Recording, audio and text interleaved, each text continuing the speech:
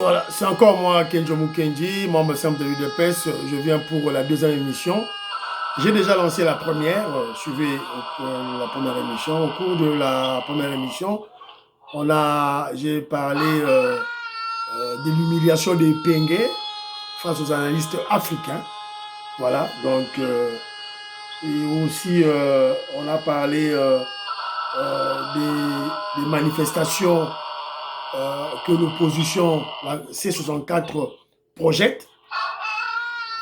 Et ici, on a parlé de la nomination d'un nouveau gouverneur militaire au niveau de l'Ituri. Donc, le général Luboya Kachama quitte Ituri. Évidemment, beaucoup de Congolais sont affectés, ils sont déçus. Beloti Mavungu, voilà, elle est très affectée, voilà. Mais, voilà, nous le savons que dans l'armée, il y a beaucoup de suspects. Tout le monde est suspect. Mais il y a peut-être 2, 3, 4, 5, voilà, qui vont démontrer leur loyauté, voilà, leur bravoure au chef de l'État, au pays, à travers leur travail sur terrain. Voilà, donc c'est un peu ça. Il y a une polémique, les gens veulent polémiquer, mais je ne pense pas que c'est important. Et selon moi, je crois que le président Félix Tshisekedi veut nommer le général Luboya Kachama comme chef d'état-major général. Je crois qu'il est pressenti à ce poste-là. Voilà, on verra un peu ce que ça va donner parce que bientôt, les choses sérieuses vont commencer. Voilà. Et puis, on a parlé de la marche des chrétiens avec le pasteur de l'église de réveil Ejiba. Voilà, donc, une réussite totale, plus de 500 000 personnes dans la rue à Kinshasa. Mais malheureusement, ils ont été déstabilisés par le commandant de la police qu'on avait commis à sécuriser cette manifestation. Voilà. Donc, c'est de sabotage. Sabotage. Voilà. Ah non. Au cours de la deuxième émission, ça sera beaucoup plus historique. Je vais vous projeter 2 vidéos de Patrice Emery Lumumba avec son dossier avec les Russes et l'équipe de Léopard champion d'Afrique en 1968 pour la première fois. C'était à Addis Abeba. Voilà, ça s'est passé, non, c'était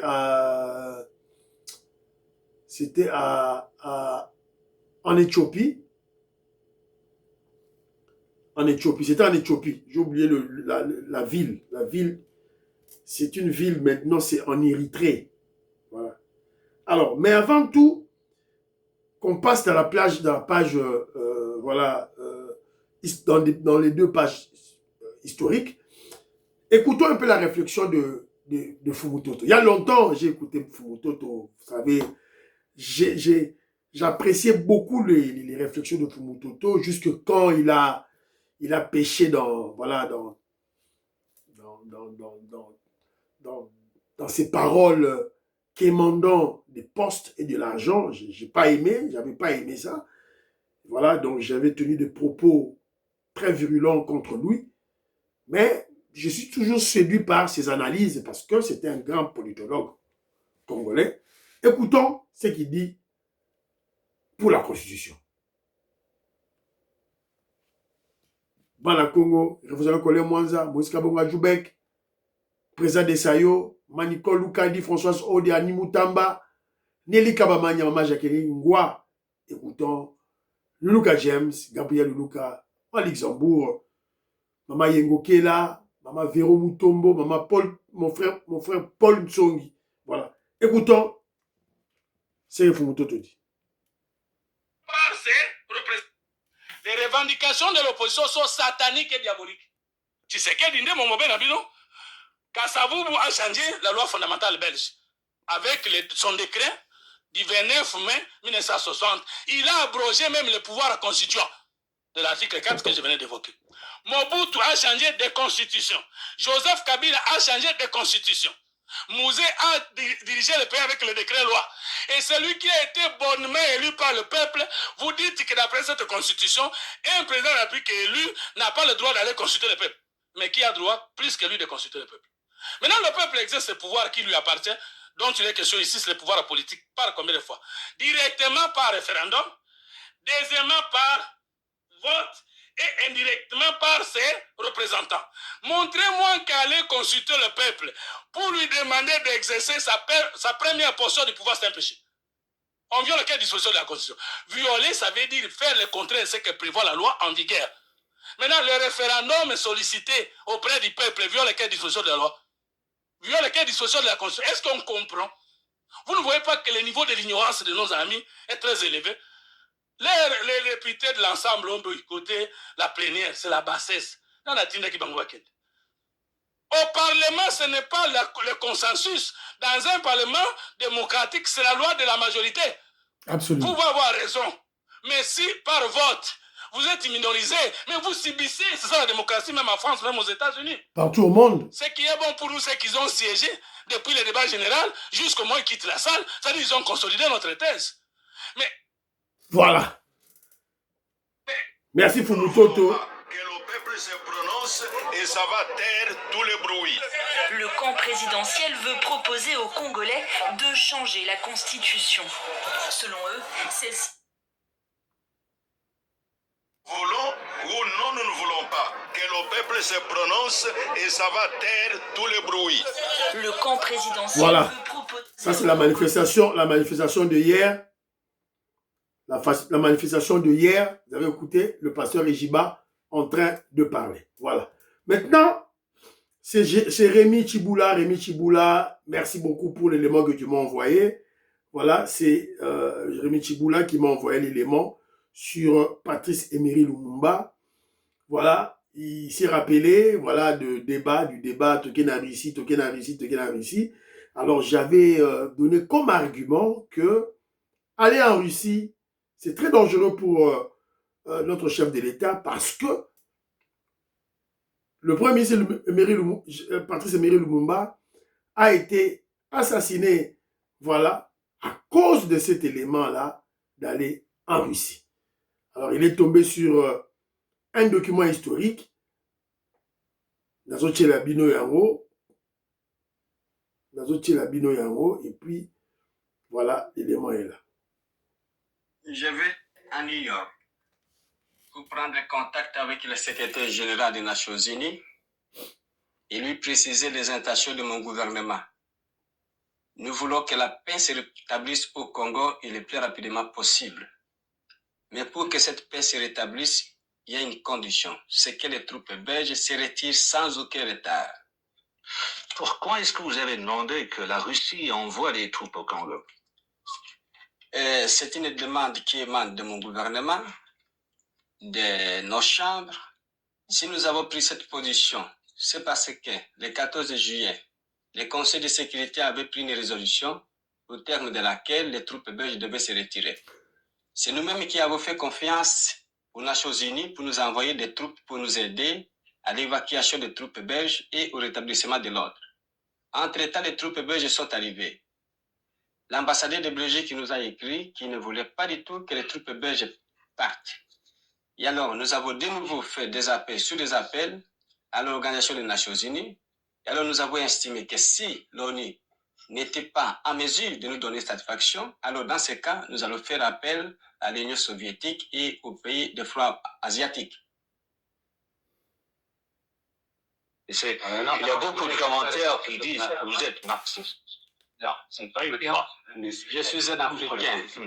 Tout ce qui est progressiste en Afrique, je ne suis pas, je suis simplement un Africain qui lutte pour la libération de... Je vais à New York. Voilà. Oui, ok.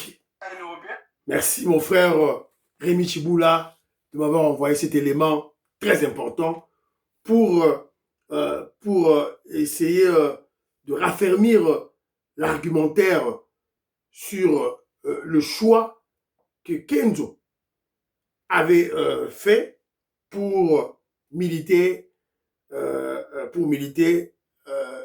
du fait que le président Félix Tshisekedi puisse aller aux États-Unis d'Amérique. En fait, en réalité, on n'a pas le choix.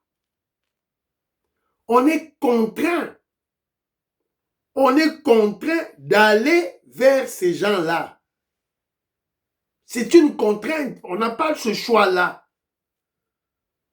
Sinon, lorsque vous appliquez votre choix propre, ces gens vous font la guerre, viennent vous tuer. Ils vous imposent une balkanisation. On divise votre État, votre pays, votre peuple. Voilà. Ce sont des gens qui n'ont pas d'état d'âme. Ils ne agissent que sur base de leurs intérêts. Votre vie, ça ne nous importe pas. Et nous, les Africains, nous devons le savoir. Nous devons incorporer cette donnée dans notre lutte de la libération de l'Afrique. Voilà. Donc, c'est-à-dire que, si vous remarquez bien, le Congo, on a stagné pendant 60 ans. On est revenu à la case de départ de 1960. Une partie du pays occupée par une fausse rébellion. Avant, il y avait Moïse Tshombe avec Konakat. Ils ont fait la sécession katongaise. Et de l'autre côté, il y avait mon grand-père Kaloji Moulopoué. Et voilà, la sécession du Sud du Kasaï. Alors, maintenant, nous sommes revenus dans la case du départ. La case du départ, c'est la même chose. Cette fois-ci, ce n'est plus le Katanga, c'est le Kivu, le Nord Kivu. Cette fois-ci, on utilise maintenant un pays extérieur qui est le Rwanda. Et mais derrière le Rwanda, sont les multinationales, c'est la France qui s'affiche maintenant sans se cacher. Donc nous sommes rentrés à la case du départ. Et le président, entre parenthèses, est-ce que le premier ministre Patrice Lumumba avait-il commis une erreur? Oui, avec beaucoup de recul, nous dirons qu'il a commis une erreur. Mais en fait, lui, à cette époque en 60, il pensait faire un choix judicieux pour son pays. Il se croyait indépendant, alors qu'il s'est leurré. Alors, la personne maintenant la personne maintenant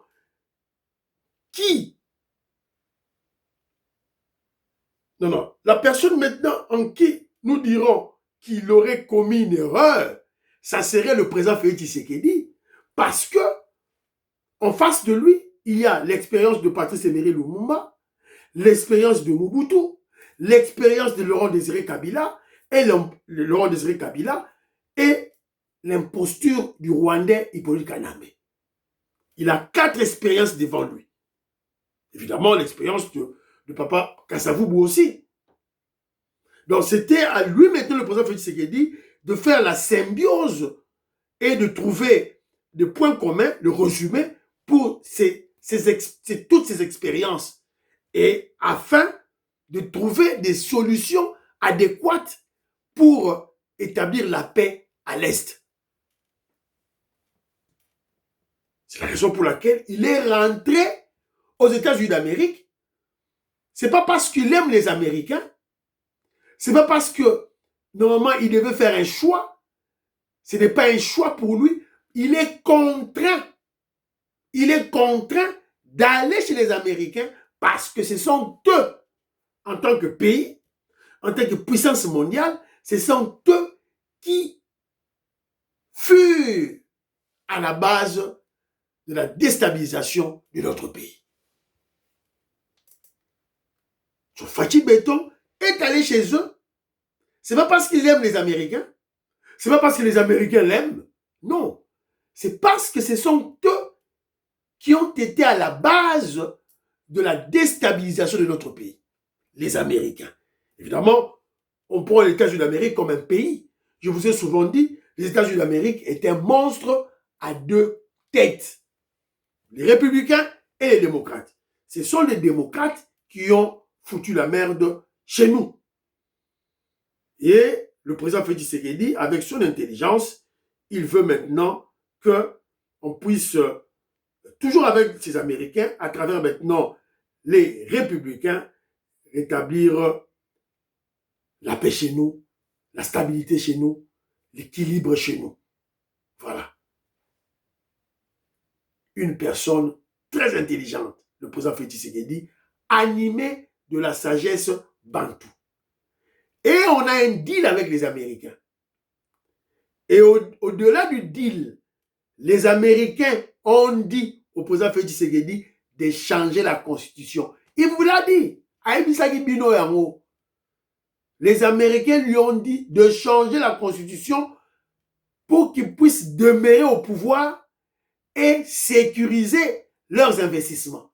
C'est ça l'objet changement de la constitution. Fachi Beton a déjà négocié ça. Oh, etika lui, on a bon un intérêt, on a beau. Beaumalais. 21 janvier 1968. Le stade d'Addis Abeba est une fournaise. 25 000 spectateurs sont venus assister au choc des titans. Sur le terrain, c'est l'heure de la revanche. Les léopards retrouvent leur bourreau de la phase de poule, le grand Ghana. Dès les premières minutes, le duel est étouffant. Le Ghana impose sa loi technique, multiplie les assauts. Les Black Stars dominent, pressent, insistent. Mais ils se heurtent à un rempart de légende.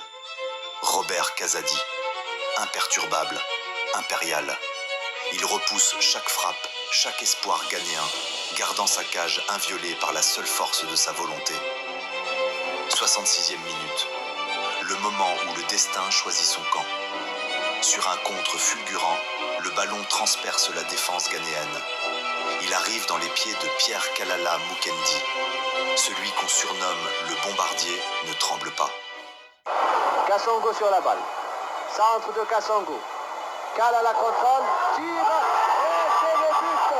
But donc, très joli but de Kalala, inscrit. 1-0. Le score restera gravé dans le marbre. Voilà. On a gagné, on avait gagné 1-0 et on est devenu champion d'Afrique en 1968. Vous savez, une histoire, au travail, on était avec des amis, on travaillait, bon, il y avait un Zimbabwéen, il y avait un Nigérien. Les Nigériens qui nous lancent des pics, ils nous disent, Nigeria, Giant of Africa, les géants de l'Afrique. Moi, je le regarde, je lui ai dit, vous êtes les géants de l'Afrique, c'est parce que nous, on est courbés. La RDC est courbée. Lorsqu'on se relève, vous les Nigériens, vous êtes nuls. Alors, il a amené maintenant le dossier du football. Regarde même dans le football. Comment on domine, on vous domine. Je lui ai dit, quand nous, on dominait le football en Afrique, vous les Nigériens, vous n'avez même pas découvert le ballon. Il n'y avait même pas un ballon chez vous au Nigeria. Vous ne connaissez même pas le football. Alors, il était surpris, hein, ce Nigérien était surpris que je tienne ce genre de langage. Je lui ai dit, 2 fois champion d'Afrique, le premier pays africain noir d'aller à la Coupe du Monde, le Zaïre, Congo, RDC, mon pays. Alors, ils ont capté, ils ont fait semblant, ils ont capté. Alors, quand ils sont allés maintenant dans, voilà, dans le break, la récréation, ils ont ouvert leur téléphone pour vérifier ce que je leur avais dit. Et c'était vrai. Alors moi, je suis venu 10 minutes ou bien 15 minutes après. Je les ai trouvés en train de vérifier. Je leur ai dit, tu as vérifié. Alors toi, Zimbabwe, toi, tu es une petite chambre pour le Congo. Donc Nigeria, taisez-vous. Vous êtes nuls.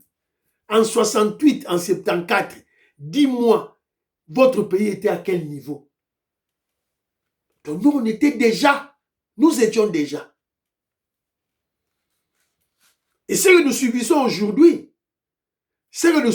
aujourd'hui, c'est parce que nous étions déjà grands avant vous, avant l'Afrique du Sud, avant tous les pays africains. Nous, la RDC, grands.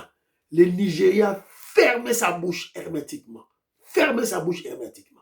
Donc, je vous raconte cela pour que, quand vous êtes face aux étrangers, parlons bien du Congo, n'est pas mentir, c'est pas en mentant, c'est en disant, en leur racontant notre histoire glorieuse, nos gloires, nos victoires, champion de boxe, champion de basketball, la légende de Mutombo Kembe, la légende d'Aya Mutumbule, jamais égalée jusqu'aujourd'hui. Ça crée la grandeur de notre peuple. Voilà, c'est un peu ça. C'est la raison pour laquelle je voulais partager ça un peu avec vous. Voilà, partagez la petite vidéo, s'il vous plaît, partagez. Voilà, c'est un peu ça. Bye bye, à la prochaine.